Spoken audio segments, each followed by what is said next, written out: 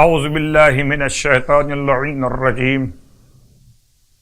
بسم اللہ الرحمن الرحیم الحمد لأہلہ والصلاة علی اہلہا انا للہ وانا الیہ راجعون رضا بقضائہ وتسلیما لامر شب شہادت امام موسی کاظم علیہ السلام کی مناسبت اہل بیت کی خدمت مقدس میں تمام اہل ایمان اہل اسلام کی طرف سے تعزیت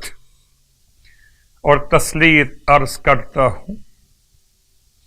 خدا مجھے بھی اور آپ سب کو بھی امام موسی کاظم علیہ السلام کے خون کے انتقام کے موقع پر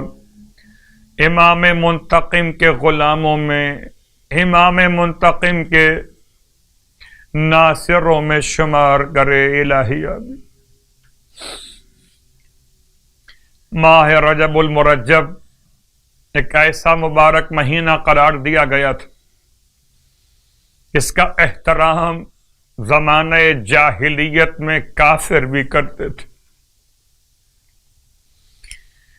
لیکن اسی مہینے میں اس میں خون بہانا حرام قرار دیا گیا۔ اس میں آل محمد کے گھروں میں 25 رجب قیامت کی تاریخ واقع ہوئی، جب سجدہ گزار کو حلیف السجدۃ الطویلہ کو زندان میں قید کی حالت میں زہر شدید سے شہید کر دیا گیا۔ وہ سجدہ گزار، وہ اطاعت گزار پروردگار کا، وہ لوگوں کے لیے مرادوں کو خدا کی بارگاہ سے متصل کر دینے والا باب المراد، باب الحوائج، وہ قدم الغیث کی منزلت پر فائز رسول خدا کا لخت جگر، اس کا جنازہ مزدوروں نے قید خانے سے نکالا۔ واہ غربت، واہ مصیبت، زہر کی شدت سے میرے مولا کے جسم کی رنگت تبدیل ہوئی تو قاتلین نے اپنے گناہ کو چھپانے کے لیے امام کے جسم کی رنگت کو بدلنے کے لیے مولا کو تازیانے بھی مارے۔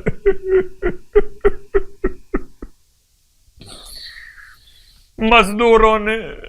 اٹھا کے جسم معصوم کو بغداد کے پل پہ رات کے وقت میں ڈال دیا۔ ارادہ یہ تھا ظالموں کا کہ کسی طریقے سے رات کے اندھیرے میں جب سواریاں گزریں گی تو مولا کا بدن پامال ہو جائے گا تو زہر کا اثر سمجھ میں نہ آ سکے گا، لیکن جیسے ہی امام کے جسم کو بغداد کے پل پہ رکھا گیا، رات کے اندھیرے میں سواریاں آ کر رکنے لگیں، حیوانات نے چلنے سے انکار کر دیا۔ جب سواریوں پر سوار آنے والوں نے معاملے کو معلوم کرنا چاہا تو امام کے جسم کو دیکھا گیا۔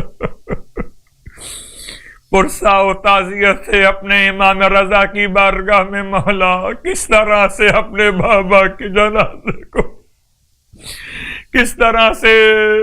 مدینے سے باعجاز امامت پہنچ کر دفن فرمایا ہوگا، جنازہ پڑھا ہوگا۔ امام علیہ السلام کے بارگاہ مقدس سے وسیلہ، خاص طور سے 7ویں امام کی بارگاہ سے بیماروں اور مریضوں کی شفا یابی کے لیے امام کو وسیلہ بنایا جاتا ہے، خاص طور سے آنکھوں کے امراض کے لیے۔ اللہم صلی علی موسیٰ ابن جعفر، اے خدا تو درود نازل فرما امام موسی کاظم علیہ السلام پر۔ اردو میں بھی آپ کہہ سکتے اپنے ولی، اے خدا تو اپنے ولی موسیٰ ابن جعفر الکاظم پر درود نازل فرما، اور پھر اس کو اپنی آنکھوں پر ان ہاتھوں کو پھیر لیجیے۔ بدن کے تمام امراض کے لیے 7ویں امام کا وسیلہ زیارت جامعہ صغیرہ 7ویں امام کی تعلیم کردہ زیارت، دعائے جوشن صغیر 7ویں امام کی دعا کردہ وہ بہترین تعلیم کردہ دعا دشمن کی نیست و نابودی کے لیے، پریشانیوں کے حل کے لیے، اور باب الحوائج کی بارگاہ میں تسبیح اپنی مرادوں کو پورا کرنے کے لیے خاص بت کا دن۔ انشاءاللہ خدا ہم سب کو امام موسی کاظم علیہ السلام کے روزے کی زیارت نصیب کرے اور امام علیہ السلام کی شفاعت سے ہم سب کو کامیابی آخرت نصیب فرمائے، الہی آمین۔ 25ویں رات کی نماز یعنی آج شب شہادت کی نماز 20 رکعت نماز 2 رکعت کر کے پڑھی جائے گی۔ نماز مغرب اور عشاء کے درمیان اس کی ادائیگی ہوگی، اور اگر عشاء کی نماز جماعت سے پڑھ رہے ہوں اور اتنا درمیان میں وقت نہ مل سکے تو عشاء کے بعد پڑھ لیجیے۔ ہر رکعت میں الحمد کے بعد وہی آیت آمن الرسول یعنی کہ سورہ مبارکہ البقرہ کی آخری آیت، جیسے کہ اس سے پہلے بھی آپ کی خدمت میں بیان کیا جا چکا، آمن الرسول آخری آیت سورہ مبارکہ البقرہ کی، اور سورہ اخلاص 1 مرتبہ پڑھنا ہے۔ 20 رکعت نماز مغرب عشاء کے بیچ میں یا عشاء کی نماز کے بعد، ہر رکعت میں الحمد کے بعد 1 آیت آمن الرسول اور 1 مرتبہ سورہ اخلاص کی تلاوت ہر رکعت کے اندر۔ اور اس کے بعد روزے کا ثواب فرماتے ہیں سرکار ختم یہ مرتبہ صلی اللہ علیہ وآلہ وسلم کہ جو شخص ماہ رجب میں 25 روزے رکھے تو جب قبر سے اٹھے گا تو اسے 70,000 فرشتے تلقین کریں گے کہ جن کے ہاتھوں میں در اور یاقوت کی چھتریاں ہوں گی یعنی کہ امبریلاز، اور ان کے پاس زیورات اور عمدہ لباس ہوں گے۔ وہ کہیں گے اے محبوب خدا جلدی سے پروردگار کی طرف چلو، تو وہ ان مقرب لوگوں کے ساتھ سب سے پہلے بہشت میں جائے گا۔ یقیناً یہ بہت بڑی کامیابی، سب سے پہلے بہشت میں جائے گا ماہ رجب کے 25 روزے مکمل کر لینے والا۔ خدا کی بارگاہ میں امام موسی کاظم علیہ السلام کے وسیلے سے دعا کرتے ہیں کہ خدا ہر بیمار کو، ہر مریض کو